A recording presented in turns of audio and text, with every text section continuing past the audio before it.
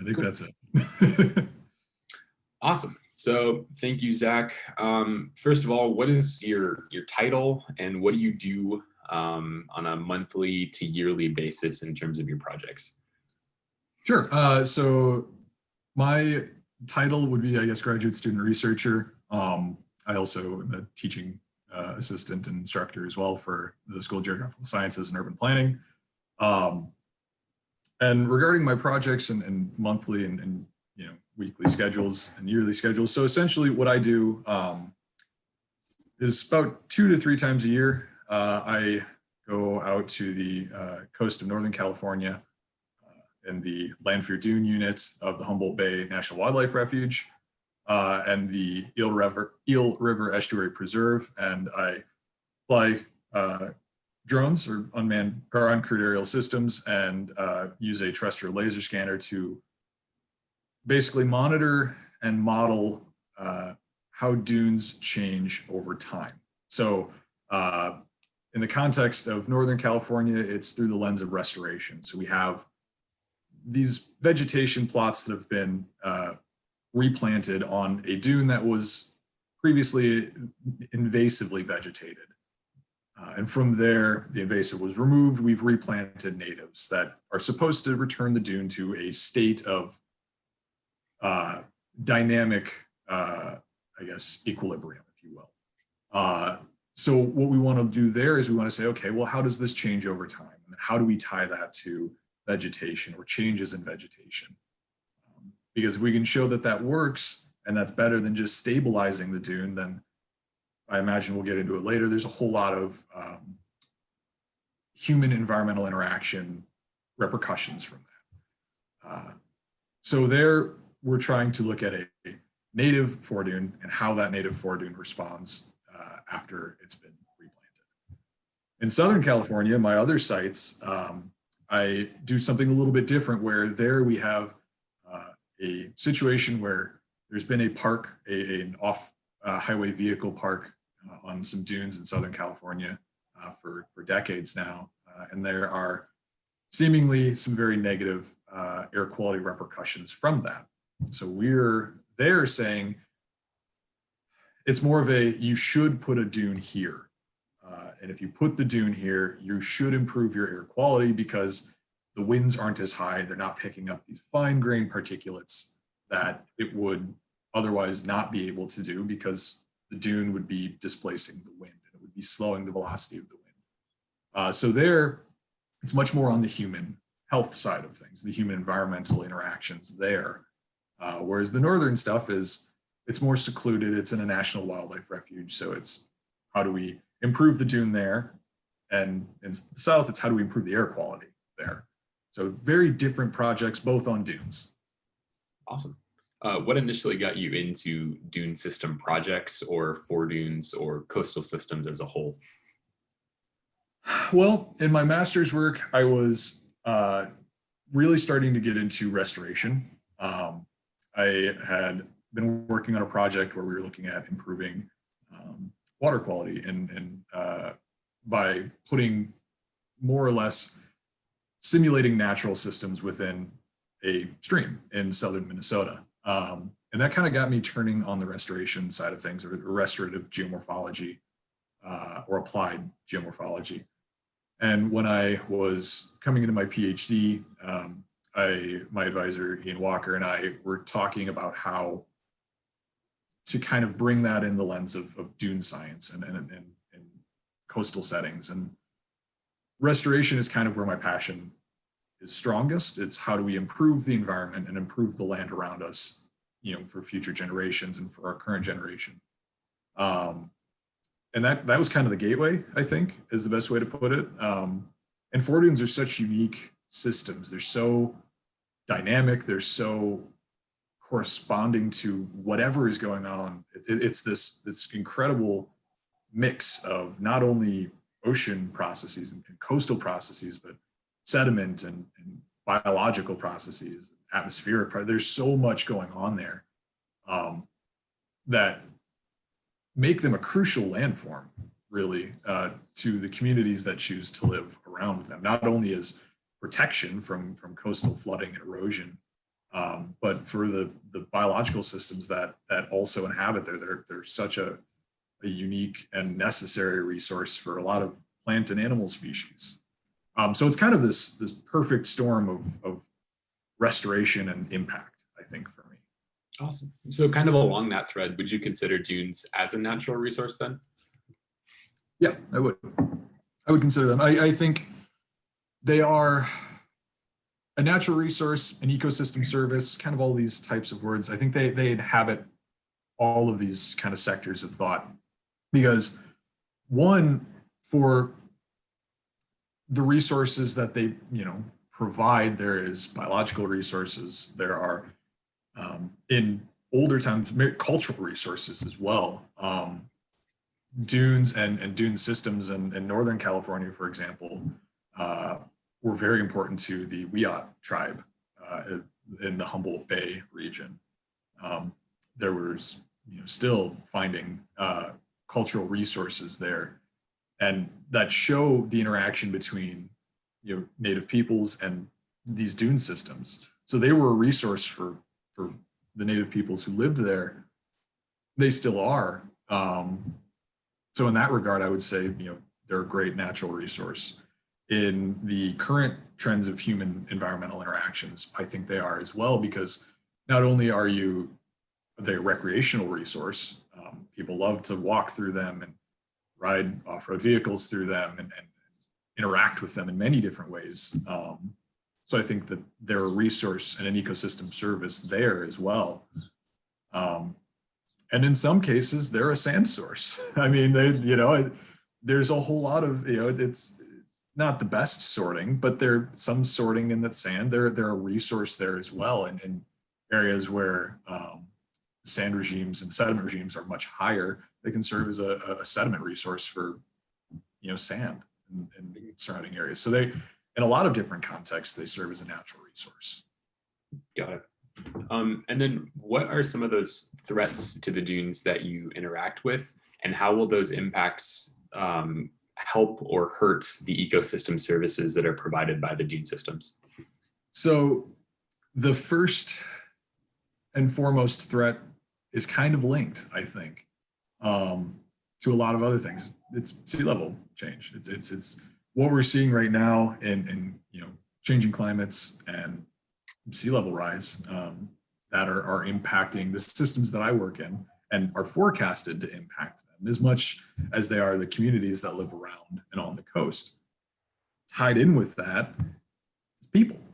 I mean, we love to control nature. We love to be in charge of what's going on. And I think that humanity has an issue when nature says no. When a big hurricane comes in or a typhoon comes in, some big storm comes in. Well, dunes serve as a protection for that. If you look out on the East Coast and like Duck, North Carolina, or along coast of Florida, and some of these areas where dunes are the only thing between people and a very small beach, that's kind of their last preventative measure. I mean, you can have levees and dikes, but in the end, they're going to be overtopped. The dunes are a natural way to say, to kind of move back and forth with sea level if they're in a more natural setting. But in some areas, you build your houses on dunes and you degrade the dunes. And in that way, I think with, sea level rise, relative sea level rise, and the impact and pressure that humanity places on dunes, I think that's the biggest threat. I think, and they're very linked. And to improve that, I think we need to work more with the landscape and realize that the features that we love to build on, we love to walk through, are there for a reason. They're markers, essentially, of the current state of the system. And if we hold those markers in place when they're not supposed to be static, they're going to degrade. And then our resource degrades. And then our protection degrades. And then you have breaches in the dunes, and you have breakthroughs and further degradation. And then you have blowouts. And then these big, you lose this resource because the resource hasn't been given its due diligence. It hasn't been allowed to be the landform it is, and landforms aren't static. They're always changing. There's always a shift in some level of equilibrium. And I think that's allowing those natural processes to happen is the biggest boon to them and to their success. But trying to lasso them and keep them down in place, I think, is the biggest threat and the biggest bane to a lot of these natural systems. So what can we do to help mitigate or manage those risks that are impacting dune systems then? In some of the sites like I've mentioned up in Northern California, we're trying out this dynamic restoration, right? Where we're letting natural things happen to the dunes.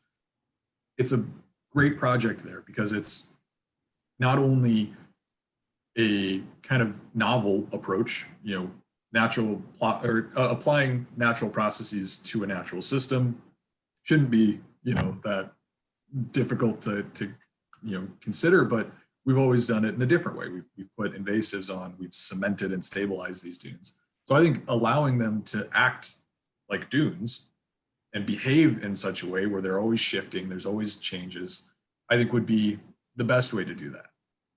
Unfortunately, given the reality of the situation, you have areas, like I said, of out east, like Duck and along the eastern seaboard, where we push those boundaries so far, and we're building on the dunes. We're throwing dead Christmas trees and tires into the dunes to make it a dune form. It's not really a dune, it's a mound of sand that there's been some accretion on, some aggradation of the dune. But I think there it's realizing that it's giving the ocean its space, I think, is the best way to do it. The beach houses are nice, and they're an economic resource for the area, and that's the tough juxtaposition there. It's really what you want to say is move back. Don't live on the coast, or not the coast, but don't live within 50 meters of the mean high tide. Don't live that close. But then you have to realize that in the economic sense, that's not always feasible. And in that regard, you just have to work with it, but realize that there are going to be damages. But maybe don't rebuild. If you get wiped out, that might be it. Like it stay there, but once that storm comes and your house is wiped out, that's a sign. And that it should be a sign. And it's not easy because of people's livelihoods, but I think in the end, it has to come down to a decision of, well, is it really smart to live here? Is it really smart to keep rebuilding when the next storm is just going to wipe us out again? And in that regard, that's a big economic sink, not only to the homeowners and to the landowners, but the insurance agencies and all of these other interconnected parts of the economic system that maybe that's what we need to do, is just say, okay, well, clearly we're living too close. This happens regularly. Maybe we need to move back off or maybe we don't want to rebuild this time. And if we give that buffer zone between humanity and the forces of nature, there's going to be a lot of things that come with that. You're not going to have as much loss of life in these big storm events. You're not going to have the insane amounts of property damage that come along with living right next to the water. So really, there's no good answer, and each location has its own unique needs. But I think realizing that nature needs its space and it needs to be able to do things, and it needs that buffer zone between where we're building and where we're impacting it and where it's trying to just move. I think giving that space would be one of the biggest things we could do to improve the system in general. And it would give so much more natural resources, or it would give so much more room for the natural resources that they want to enjoy. The beaches, the dune systems, these nice big areas that you can walk through and enjoy. it's kind of a win-win after the loss, I think, is the best way I would put it. Got it. And then finally, how do you see people's interactions with dune systems, coastal or otherwise, changing in the next 10 to 15 years, either in the systems in which you work or elsewhere? In the next 10 to 15 years, Or will there? Or further. It's going to depend. We're kind of reaching a tipping point. My cat really wants to be in my lap right now. Get down, bud. We're kind of reaching a tipping point right now, right? Where we are seeing progressive melting of a lot of our hard water, if you will, systems, our ice, ice caps and glaciers and whatnot, adding to the water in the ocean. We're seeing general heating of the ocean as well. So we're seeing expansion of water molecules there. So there's a bunch of different things impacting the rising of our seas. So I think we're going to see a lot more pressure placed, even more than we already are. I think we're just going to see a continuing trend in pressure in the coastal zone, which is where the majority of the world's population lives. You've heard this quote, I know, but 75% of the world's megacities are situated along the coast. That's populations of 10 million or greater are situated in the coastal zone. And I can't remember off the top of my head what that number is for within 1 meter of elevation of the mean high water level. That's terrifying.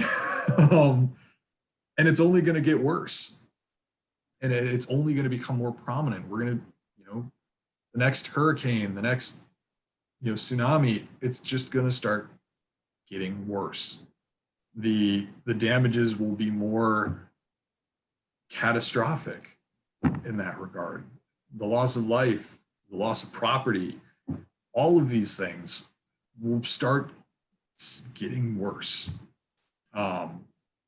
It's what we modeled, it's what we project, it's what all of science is telling us. And then we can do something about it. We can give nature its space. We can realize that the areas we're building, North Carolina, New Orleans, for example, the Netherlands, all these areas that are below sea level or at sea level, maybe we don't build there. They're fertile. They're incredible resources, and that's where it gets tough. Is there's such wonderful natural resources in their own right that if we were able to remove that water, then we can use them. But in a lot of places like New Orleans, for example, where most of the city, and unfortunately the economically challenged, financially challenged parts of the city are below sea level. If you have increased pressure placed on the coastal zone, we're just going to keep seeing issues. But I think we can do something about it. I'm not, that's why I do what I do, is because I have hope that we can improve these systems. The stuff up in Northern California, for example, it's going great. We're seeing exactly what we want to see. Is the dune might be eroded. It might seasonally, the dune gets scarped or eroded, but give it a couple months, it's repaired.